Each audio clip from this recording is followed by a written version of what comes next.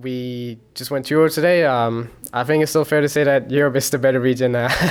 So hopefully you guys will keep cheering for us, and maybe we can take down those Europeans. Vladimir will never get nerfed.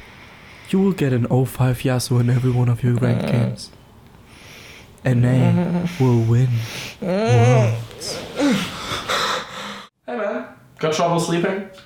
Try Brain Effect Sleep. What are you doing in my home? Hello everyone, this is Darius from the Shotcaller, joined here by Captain America or Jensen. Which one is it right now? A bit of both, maybe. Bit of both, obviously carrying the shield and a very cool new Team Liquid jersey. The team went 2-0 today, finally turning it around. Was Sona Tarik the answer, or was there anything else from Team Liquid?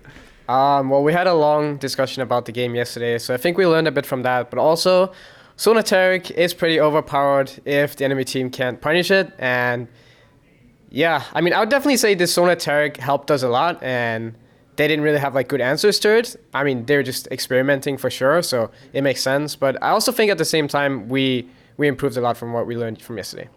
Any specific angles that you can talk about that you specifically learned or picked up from the EU teams? I just noticed whenever we play against the EU teams, like they're really, really good at snowballing whenever they have a lead. And like whenever someone is like falling behind or something, they're really good at like covering and helping out that person. So they're just like really, really fast and like prioritizes like helping each other like really fast. So that's one thing I noticed. So very nice team cohesion. Yeah, basically. Good to hear that. Now, entering this tournament, even a while back when all the teams were announced, I realized, hey, this is not going to be Rift Rivals. This is going to be the official competition of who's the best EU mid. And it's 3 Danes as well, if I'm not mistaken. So interesting fun fact there. How would you like roughly rank, all the mid laners competing at this tournament so far? I think. I'm trying to remember. Oh, I'd say Caps is probably number 1. And then I think it's really tricky to rank after Caps. I mean, I think I'm the best from North America, but I think I also have to have that mindset. Otherwise, I feel like I'd be a loser. And then, probably put myself number 2.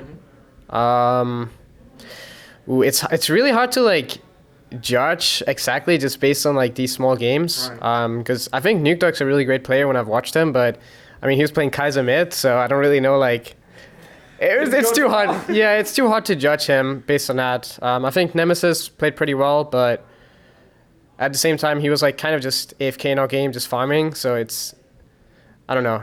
Didn't seem like he really did too much, but I mean he scaled and had a lot of farm, so that was good. It's really hard for me to like rate the others, honestly. So I think I'm just gonna put Caps number 1 and then myself like around number 2. Like, I mean, I think everyone else is like pretty close to each other. I don't think anyone here is like the worst. Like, I think everyone just has different strengths. I think that's the easiest way to put it. That's a very nice take for sure. Okay, so we got the EU mids down to a core. So pretty much you've obviously been in NA for a very long time. You're now grandfathered officially.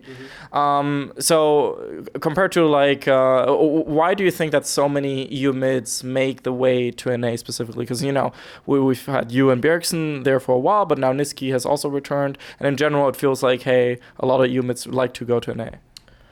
I don't know. To me, it was just since I already lived in Europe and I lived in Cologne briefly, I kind of already experienced that lifestyle, and while I liked it, like I didn't like the city too much, or just Germany as a whole. Like it's a fine place, right? But I've always heard about America, and I was like, I need to try it at some point, and I think it was just the best opportunity to try it, because I think I'd have regrets not trying it, not knowing what it was like, and then if I didn't like it, I thought I could always just go back. So in a sense, it was a bit of a gamble, but yeah, I like it here, and I think it just makes sense to, try something else, because most of these people who come to NA have already like experienced EU or just LEC. Not LEC, EU LCS back then. Yeah, so I don't know, just to try something different, I guess. And I mean, right now, the European teams are obviously way better, but I think people just want to try something different. Yeah. Yeah, and it's worth trying new things to have great experiences. You obviously joined Team Liquid at the start of the year and have had good success so far. MSI Finals, was that a very special event for you personally? In a sense, yeah, but when you make it that far and you lose, then, you know, it really sucks. And then you kind of like lose track of the accomplishment because you didn't make it like the full way. But, you know, like looking back at it, like, yeah, it's definitely something to be proud of because, you know, the goal for this team was to win Worlds. And yeah, even though we weren't able to win MSI, I think we learned a lot from it. So moving forward, I think, yeah, it's been a good experience and I'm happy that we made it so far. And Team Liquid is obviously going to look like the front runner for NA in Sim and Summer Split. And yeah, expectations for Worlds are still pretty high. Yeah, I'd say so. I mean, none of the other NA teams are looking too strong right now. I mean, as we can see, every NA team is losing pretty badly to the European teams. I mean, I guess you could make the argument that we're using G-Strat, so maybe we're looking better than we are. But yeah, it feels like the European teams are just a lot better than the NA teams in general. And I think we're probably the closest to the European teams, maybe just because we practice against them. I practice against G2 a lot at MSI, and yeah. Any favorite teams to practice against that are like particularly fun? I mean, practicing against G2 is definitely interesting because they play all these random champions, and even though they're playing it, like people say it's like troll stuff, right? But honestly, I'm pretty sure they win more games playing troll stuff than they play normal styles. I'm pretty sure. Pretty sure. Have you already like picked up a few troll picks from them, or are you like keeping them in secret? I mean, we've scrimmed against them, and we've definitely like seen some very interesting stuff. I mean, it's not so much mid lane stuff. It's more like, you know, they have such a flexible team, so they just do all kind of random stuff. So, you know, I think it would be cool if we could play those styles, but I think, you know, like double if we need to practice on mages and stuff like that. So it's a long way away, I think. It's a long way, so okay. One question I was always wondering about, and I ask this almost every Dane, if you will. Obviously, we have 3 Danish mid laners who are all very good. We have Wonder, who came over for Rift Rivals. We got Sven, of course, and TSM bot laners. There's so many amazing Danish players. Do you have like any personal thoughts on why Denmark in particular is so amazing, not just at League of Legends, but esports in general? Is it for you, did you have like any points to or any players to point to that you wanted to be like, or what do you make of that fact? I don't know. I think everyone probably has like slightly different reasons. For me, it was I grew up in a really small city, so I didn't really have much to do besides playing League of Legends and games in general. And then the school system is like pretty like relaxed in a way. Like sure, you need to try hard, right? But even if you fail at school, like it's not the end of the world, and you don't pay money to go to school, so that definitely helps too. So there's not like really much pressure from, at least from my parents, that, you know, you have to really perform well in school, because I was kind of like slacking off a lot and just playing video games. So I guess I had like a pretty good head start just because I wasn't like paying too much attention to school. So I'd say those are probably the biggest reasons for me, at least. Okay, that's fair. You obviously are in a team full of veterans and widely accomplished players. When you first joined the team, were there any things you immediately picked up on, or you picked up on over time?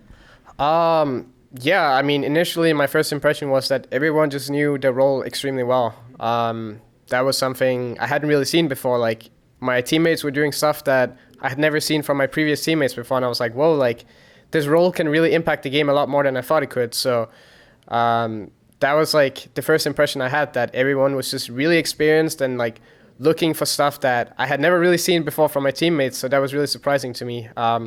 So I think just initially, like, we had a huge advantage over the other teams because we were so much better. And then I think over time, like, the other teams kind of like picked up on our style and like the stuff we did. So then it just, you know, helped the region as a whole. I mean, obviously not enough to take out Europe yet, apparently, but still, like, yeah, that was like the first impression I had, that just everyone was very creative in the way they played. Speaking of creativity, a very unique point of G2, and we've seen it a couple of times with Rift Rivals, they like to role swap and obviously pick some champions that they can play wherever. Can we expect more role swaps in competitive play, LCS, anytime soon? What do you think of that in general? Yeah, I mean, it's something even Origin did when they beat TSM. They put Patrick mid against Bjergsen, which is pretty crazy, and they won. So, I mean, I think it really just comes down to, like, if, you know, someone like Doublelift can learn to play the mages or the styles of mid lane, because I think that takes a lot of time. And, I mean, obviously for G2 it makes sense because Perks has played mid lane, but even Patrick could do it, so I don't know. I think anything is possible, but I think it's definitely something that we should look into trying. I think for mid laners, it's a lot easier to adapt to bot lane because it's not as in-depth, and usually like the support can like kind of dictate a lot easier rather than like mid lane. You have to like work really well with the jungler and just know mid lane stuff in general. So that one's like a lot harder. So, you know, it really just comes down to like if the AD carries can learn to play mid lane properly, I'd say, but I definitely think this is something we should try. Okay, I would be very excited for sure. Was actually looking at you and maybe impact swapping. I felt like that would have been an interesting one. Yeah, it's actually something we've talked about a lot, and sometimes when we play matchups that are very flexible, like we haven't really tried swapping from level 1, but sometimes we like swap like level 5, level 6, you know, if like we are playing 80 top and AP mid, like swap based on what the enemy is building. But we haven't really done it like full lane swap yet, but it's definitely something we should try. Okay. I would be very excited again. Of course, our fan base is mainly European, so if there's anything you would like to say back to your old European fans, now is your chance. Well, I hope you guys continue to support me, even though I play in NA. And even though we just went Euro today, I think it's still fair to say that Europe is the better region. So hopefully you guys will keep cheering for us, and maybe we can take down those Europeans. Sure, let's go with that. Thank you so much, Jensen, for your time. This was Darius from the Shotcaller, and I'll see you guys next time with more Rift Rivals content. Hope you have a good day. See you guys then. Bye-bye.